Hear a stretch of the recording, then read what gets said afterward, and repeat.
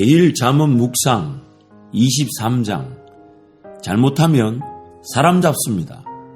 잘못하면 사람 잡습니다. 잠언 23장 13절 14절입니다. 아이 꾸짖는 것을 삼가지 말아라. 매질을 한다고 하여서 죽지는 않는다. 그에게 매질을 하는 것이 오히려 그의 목숨을 수월해서 구하는 일이다.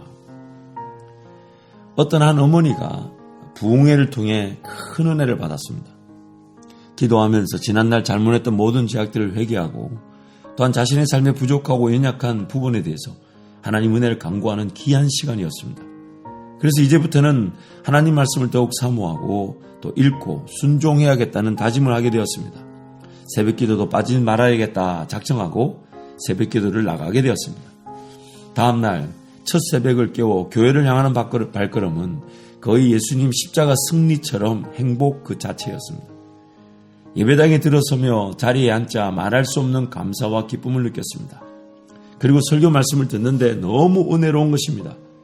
자녀와의 관계에 대한 말씀을 들으면서 너무너무 부족한 어머니로서의 자기 자신의 모습을 발견하고 회개하면서 이제는 성경대로 자녀를 키울 것이라고 결단하였습니다.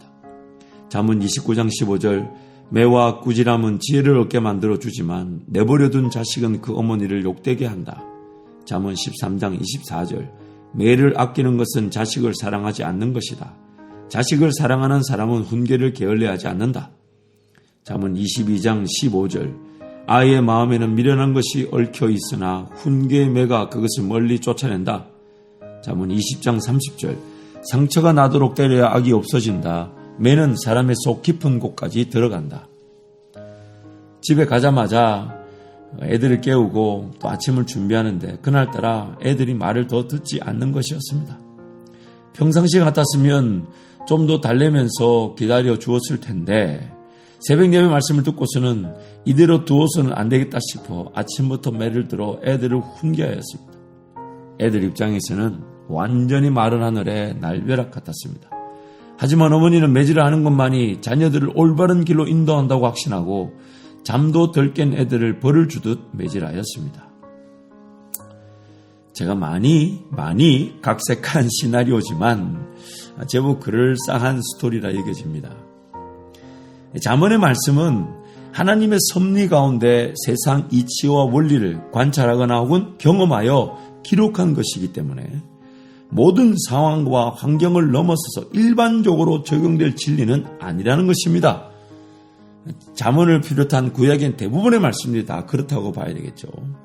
그래서 어제 묵상 가운데서 조금 살펴보았지만 각 상황과 환경은 모두 다릅니다. 독특합니다. 독특한 상황과 환경에 맞는 말씀들이 적용되어져야 하지만 그 독특한 상황과 환경에서 모두 다 일반적으로 적용할 수 있는 그런 구약의 말씀, 특히 잠언의 말씀은 거의 없다고 봐야 되겠죠. 너무 지나쳐서도 안 되지만 너무 모자라서도 안 됩니다. 무엇보다도 지금 이 상황과 환경에는 맞지 않는 것을, 지금 이 상황과 환경에 맞지 않는 것을 내가 적용 1순위로 여기고 막 적용하려고 덤벼들 수 있습니다. 그러다 보니까 지금 내 삶에 필요한 것은 적용되지 못하고 필요하지 않은 게 적용되려고 잘못된 목표와 또한 잘못된 이 자세로 이렇게 붙들려 있을 수 있다는 거죠. 그래서 잠언의 말씀은 우리의 현재뿐만 아니라 삶의 모든 순간, 상황과 환경에 따른 위험을 발견하고 깨닫는 기준이 되어야 하는 것입니다.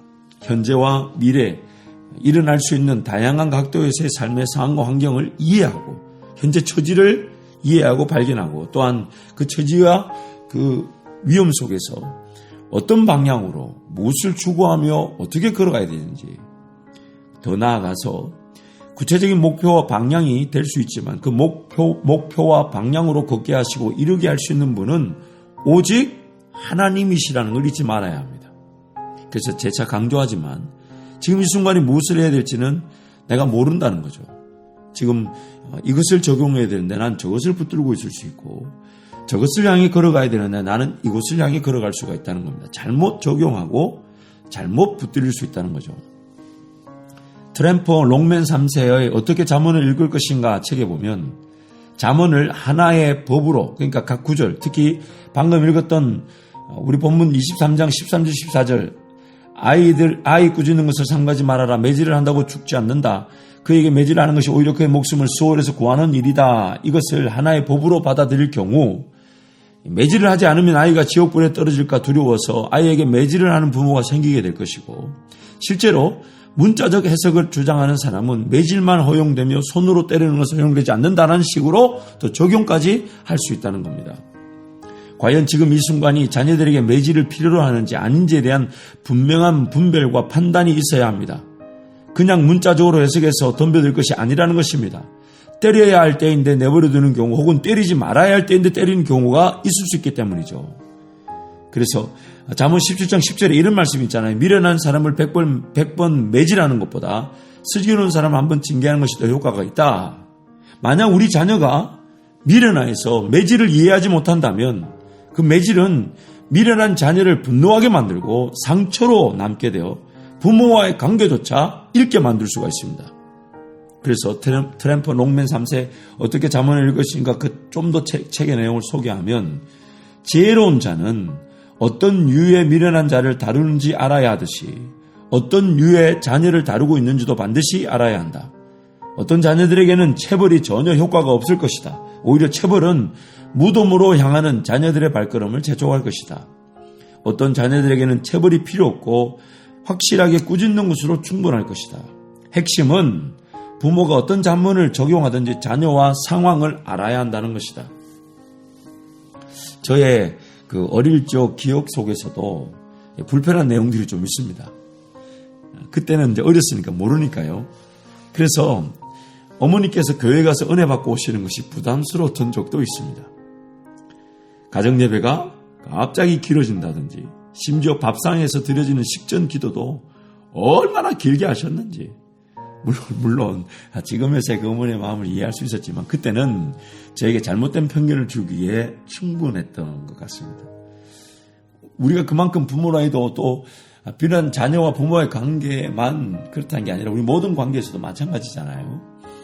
그 상황에, 그 환경에 정말 하나님의 지혜는 무엇일까?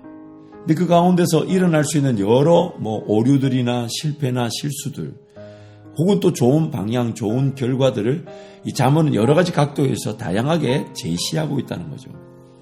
그러므로 우리는 그 상황, 환경, 그래서 이 세상을 본받지 말고 오직 마음을 새롭게 함으로 변화를 받아 하나님의 선하시고 온전한 뜻이 무엇인지 분별하는 게 우리의 진정한 예배라고 로마서 12장에서 말씀하고 있는 것이죠.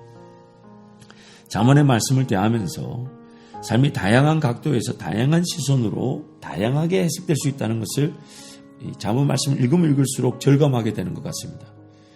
그리고 자칫 잘못하면 관찰과 경험을 통해 깨달아진 수많은 해석들이 제 삶의 일반적인 지침으로 적용하라고 할 수 있을 것 같습니다. 그래서 지금 필요한 것이 아닌데 마치 지금 필요한 것처럼 붙들고 있을 수 있고, 지금 필요한 것인데 엉뚱한 것, 잘못된 것을 적용하느라 놓치고 있을 수 있다는 것입니다. 이 가장 대표적인 게 율법주의죠. 성령 하나님의 음성에 귀를 기울이지 않고 지금 율법적으로 지켜야 되는 거, 율법적으로 따라야 되는 거, 그것이 결국 당시 그 유대인들의 가장 큰 문제점, 비고 소재되고 수리된 상태에만 머물러 있는 그런 안타까운 상황일 수 있습니다. 그래서 항상 깨어있어 쉬지 말고 기도하면서 성령 하나님의 은혜를 간구하고 성령 충만을 사모해야 되고 성령과 함께 동행해야 되는 것은, 이런 우리의 연약한 부족함으로 지금 이 순간에 어떤 지혜가 필요한지, 어떻게 분별해야 되고 어떻게 판단해야 되며 무엇을 적용해야 되는지를 성령께서만 아시기 때문입니다. 그래서 요한복음 14장 28절에 성령의 역할이 우리에게 모든 것을 생각나게 하시고 모든 것을 가르쳐 주신다고 하신 것, 굉장한 우리를 향한 하나님의 놀라운 은혜가 되는 것입니다.